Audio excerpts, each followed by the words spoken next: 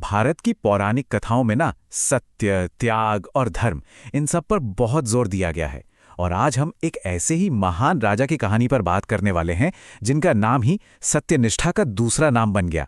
तो चलिए एक सवाल से शुरू करते हैं। सोचिए जरा, एक वादा, एक वचन, उसकी असली कीमत क्या हो सकती है? क्या वो किसी की पूरी जिंदगी, उसके परिवार, यहाँ तक कि उसके पूरे राजपाट से भी ज्यादा कीमती हो सकता है? यही वो सवाल है जो राजा हरिश्चंद्र की कहानी की बिल्कुल जड़ में है। तो कहानी के हीरो हैं राजा हरिश्चंद्र।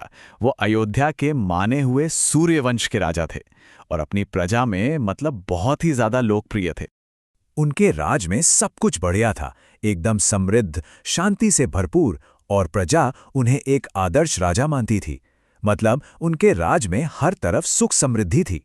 राजा हरिश्चंद्र के अंदर ना 3 गुण बहुत खास थे।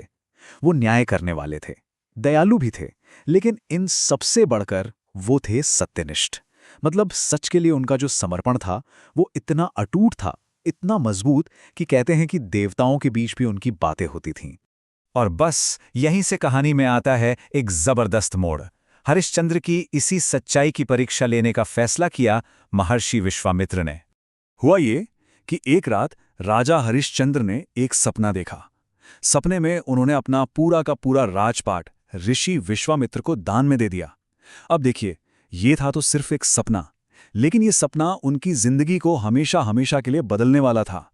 अगली सुबह दरबार लगा हुआ था और जो हुआ उसने सबको चौंका दिया।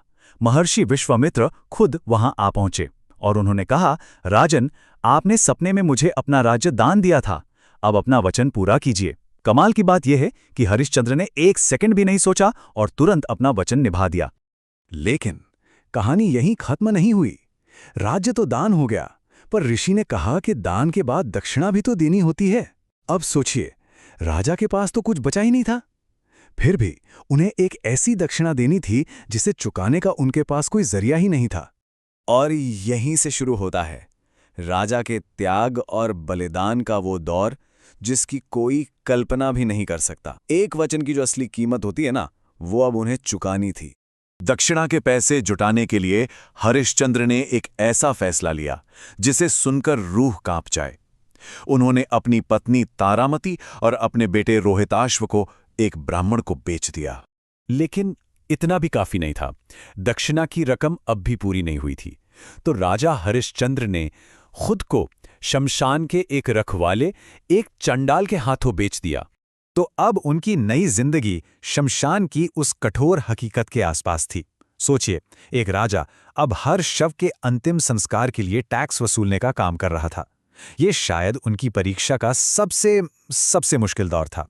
अब कहानी अपने क्लाइमैक्स पर पहुंचती है, उसी शमशान घाट में, जहां सत्य और कर्तव्य की आखिरी और सबसे बड़ी परीक्षा होने वाली थी। और फिर एक दिन एक बहुत ही दुखद घटना हुई। उनके बेटे रोहिताश्व को सांप ने काट लिया और उसकी मौत हो गई। उनकी पत्नी तारामती अपने बेटे की लाश लेकर अंतिम संस्कार के लिए उसी शमशान में पहुंची। यहां हरिश्चंद्र के अंदर एक जबरदस्त कश्मकश चल रही थी। एक तरफ वो एक दुखी पिता थे, एक पति थे जो अपने ही बेटे की लाश देख रहे थे, और दूसरी तरफ वो एक कर्मचारी थे जिसका फर्ज था कि बिना टैक्स लिए किसी का भी अंतिम संस्कार न होने दे। अपनी पत्नी को पहचान कर भी, अपने बेटे की लाश देखकर भी उन्होंने दर्द को सहते हुए पूरी मजबूती से अपना कर्तव्य चुना। उन्होंने कहा, नियम तोड़ा नहीं जा सकता, टैक्स तो देना ही होगा। ये उनकी सच्चाई के प्रति निष्ठा का चरम था।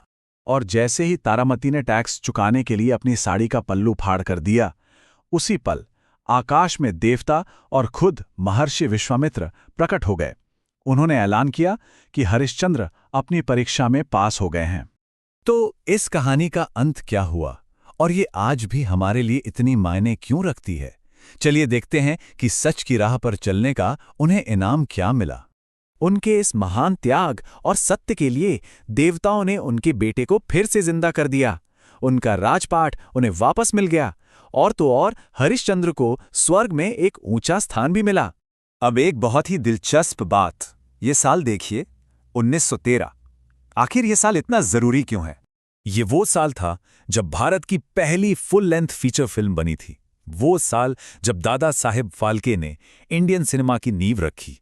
हमारे देश के फिल्म जगत के लिए एक बहुत बड़ा, एक ऐतिहासिक पल था वो। और पता है उस फिल्म का विषय क्या था? राजा हरिश्चंद्र। ये बात अपने आप में दिखाती है कि इस कहानी का हमारी संस्कृति में कितना गहरा महत्व है। सोचिए, दुनिया की सबसे बड़ी फिल्म इंडस्ट्री की शुरुआत करने के लिए जिस कहानी को चुना गया वो राजा हरिश्चंद्र की कहानी थी। तो चलिए आज की बात इसी सवाल के साथ खत्म करते हैं। आज की दुनिया में जहां हम हर कदम पर समझौते करते हैं, वहां राजा हरिश्चंद्र जैसे एब्सोल्यूट ट्रूथ यानी पूर्ण सत्य की क्या कीमत है, इस पर सोचना आज भी उतना ही जरूरी है।